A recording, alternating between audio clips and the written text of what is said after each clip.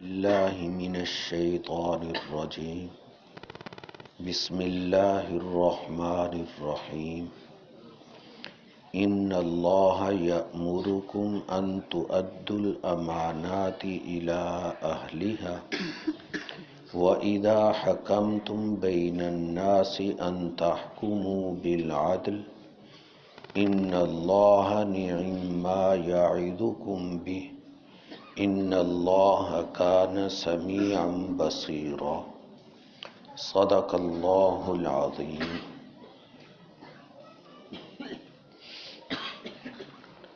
گزشتہ آیات میں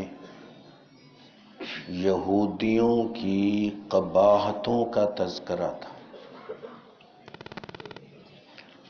ان یہودیوں کی بری عادات میں خیانت بھی داخل تھی۔ تو اس آیت مبارکہ میں اللہ تعالی اہل ایمان کو حکم دے رہے ہیں کہ تم خیانت سے بچنا، امانت اور دیانت کا خیال رکھنا۔ یہ اس آیت مبارکہ کا پہلی آیت سے ربط ہے۔ اس کا شان نزول تقریباً تمام تفسیروں کے اندر، روح المعانی میں بھی، کشاف میں بھی، ابن کثیر میں بھی اور جلالین وغیرہ وغیرہ میں بھی یہ نقل کیا ہے کہ حضرت عثمان بن طلحہ حجبی رضی اللہ عنہ یہ فتح مکہ کے موقع پر مسلمان ہوئے۔ واقعہ اس سے پہلے کا کہ زمانہ جاہلیت میں بیت اللہ کا خادم بننا یہ بہت بڑی عزت سمجھی جاتی تھی، اس لیے وہ خدمتیں مختلف خاندانوں میں تقسیم تھی۔ تو حضرت عثمان بن طلحہ حجبی ان کے پاس بیت اللہ کی چابی تھی۔ یہ خود فرماتے ہیں کہ میں پیر اور جمعرات 2 دن دروازہ کھولتا، لوگ بیت اللہ میں جاتے اور اندر سے زیارت کرتے۔ تو ایک بار نبی پاک صلی اللہ علیہ وسلم اور آپ کے ساتھ کچھ صحابہ بیت اللہ میں جانے لگے تو عثمان بن طلحہ نے ترش روئی دکھائی، تیز آنکھوں سے دیکھا، جانے سے منع کیا کیونکہ مسلمان نہیں ہوئے تھے۔ آپ صلی اللہ علیہ وسلم نے نہایت تحمل والے انداز میں ان کی ترشی کو برداشت کیا اور کہا کہ اے عثمان، ایک دن تو یہ چابی میرے ہاتھ میں دیکھے گا۔ کہتے کہ میرے دل میں اسی وقت یہ بات کھٹکی کہ یہ ان کے پاس چابی جائے گی۔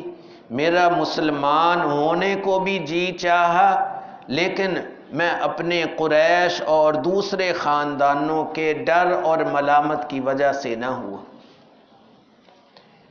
پھر جب سن 8 ہجری میں مکہ فتح ہوا تو آپ صلی اللہ علیہ وسلم نے ان کو بلایا اور چابی مانگی۔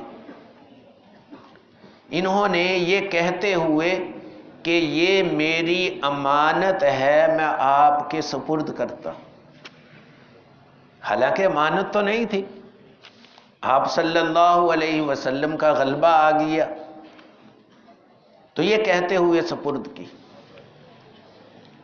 اب یہ چونکہ بہت بڑی عزت والی بات تھی، حضرت علی رضی اللہ تعالی عنہ نے بھی چاہا کہ یہ عزت چابی والی مجھے مل جائے، آپ کے چچا حضرت عباس رضی اللہ تعالی عنہ نے بھی چاہا کہ مجھے مل جائے، لیکن آپ صلی اللہ علیہ وسلم کو وحی آ گئی کہ آپ یہ عثمان بن طلحہ حجبی کو ہی دے دیں۔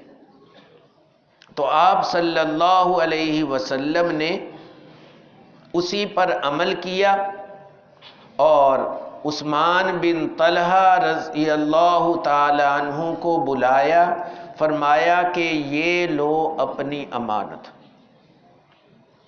اور فرمایا کہ اب خالدن تالدن عبد العباد ہمیشہ کے لیے تمہارے پاس رہے گی، وہ ظالم ہی ہوگا جو تم سے لے گا۔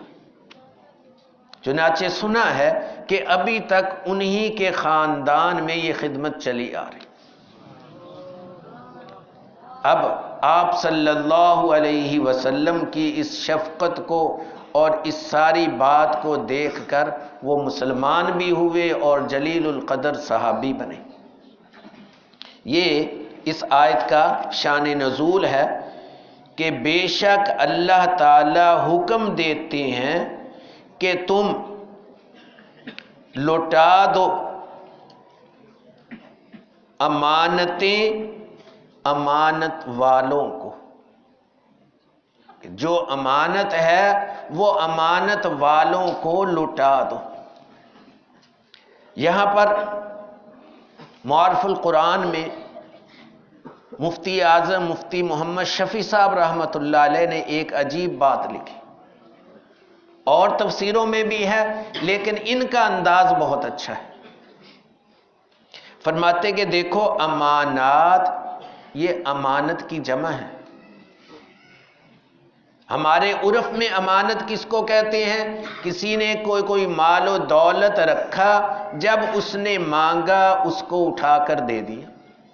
جیسے آپ مدرسے کے دفتر میں پیسے رکھ دیتے ہو، جب جاتے ہو وہ منتظم آپ کو واپس دے دیتے۔ عام طور پر امانت اس کو سمجھا جاتا ہے، لیکن قرآن پاک نے یہاں جمع کا لفظ استعمال کیا تو معلوم ہوا کہ امانت یہی نہیں کہ کسی کے پیسے ہوں وہ حفاظت کے لیے رکھ گیا، واپس مانگے تو اس کو دے دیں، یہ بھی امانت ہے۔ اس کے علاوہ اور بھی امانات ہیں۔ پھر حضرت مفتی صاحب نے لکھا کہ دیکھو یہاں اس کا جو شان نزول ہے وہ خانہ کعبہ کی چابی ہے، کہ آپ چابی جو ہے عثمان بن طلحہ حجبی کو دے دو۔ یہ تو کوئی مال نہیں ہے، یہ تو ایک عہدہ اور ایک منصب ہے، ایک شرف اور عزت والی چیز ہے۔ تو معلوم ہوا کہ عہدے اور منصب یہ بھی امانت ہے، یہ بھی اس کو دینے ہیں جو ان کا اہل ہے، نہ رشتہ داری کی بنیاد پر دیے جائیں گے، نہ سفارش کی بنیاد پر دیے جائیں گے، اور نعوذ باللہ رشوت کے اوپر دینا تو حرام ہی ہے۔ ہاں اہلیت دیکھیں گے، جس میں منصب کی اہلیت ہے اس کی کوئی سفارش بھی کر دے تو وہ سفارش بھی مان لیں گے، وہ رشتہ دار ہے تو رشتہ دار کو بھی دے دیں گے، دوسرا ہے اس کو بھی دے دیں گے۔ سب سے پہلے اہلیت دیکھیں گے۔ چنانچہ آج کل اسی کا فقدان ہے کہ سب سے پہلے اہلیت نہیں دیکھی جاتی، جتنے بھی حکومتیں منصب ہیں رشتہ داری دیکھی جاتی ہے، دوستی تعلق دیکھا جاتا ہے، اپنی پارٹی دیکھی جاتی ہے، اور اس سے بڑھ کر بھی رشوت دیکھی جاتی ہے، جس کی وجہ سے عدل و انصاف کوئی بھی حکومت قائم نہیں کر سکی، کیونکہ اس کی بنیاد جو ہے اسی کو نہیں اختیار کیا کسی نے، تو عدل و انصاف کیسے آئے؟ تو یہاں پر مفتی محمد شفیع صاحب رحمۃ اللہ علیہ نے یہ بات لکھی کہ امانات جمع کا صیغہ لا کر ادھر اشارہ کیا گیا ہے کہ امانت کی اور بھی بہت سی قسمیں ہیں، جیسے یہ عہدے اور منصب یہ سارے کے سارے امانت ہوئے۔